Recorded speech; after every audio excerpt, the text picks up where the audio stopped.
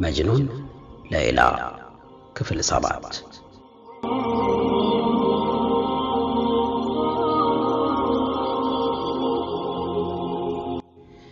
ከዚያን ቀን ጀምሮም ከግረሙ ቅስሩ ፈተው ለቀቁት።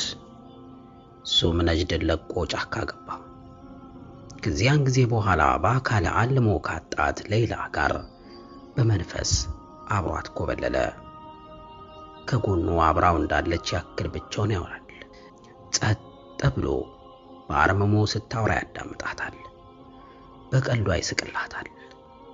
ከነጅድ እስከ ሂጃዝ እስከ አቂቅ ባካለለው የጫካ ጉዞ ከሱ ጋር ሳትሰለች አብራው ትጓዛለች።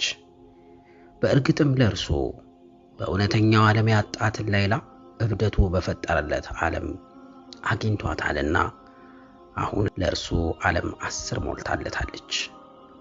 በአንዱ ጠዋት በሂጃዝ ጫካ ውስጥ የወፎቹ ዝማሬ እየተንቆረቆረ የንጋት ብስራት ያበስራል።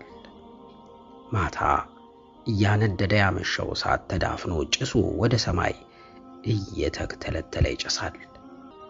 መጅኑንም ድንጋይ ተንተርሶ ከተኛበት መሬት ላይ ተነስቶ በሚጨሰው ጭስ ስር ተቀምጦ ሌይላውን ፈለገ።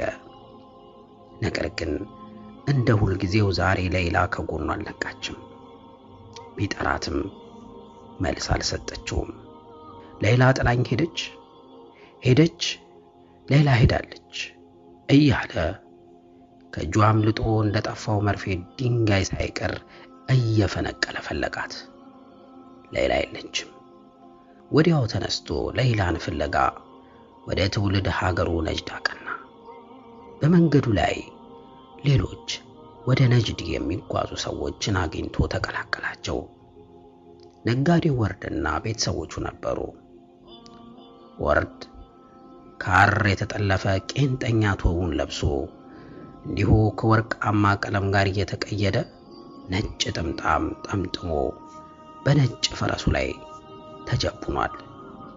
ሌሎችም በእድሜያቸው ገፋ ያሉ ሽማግሌዎች በሻማ አለባበስ ሽክ ብለው አብረውታሉ።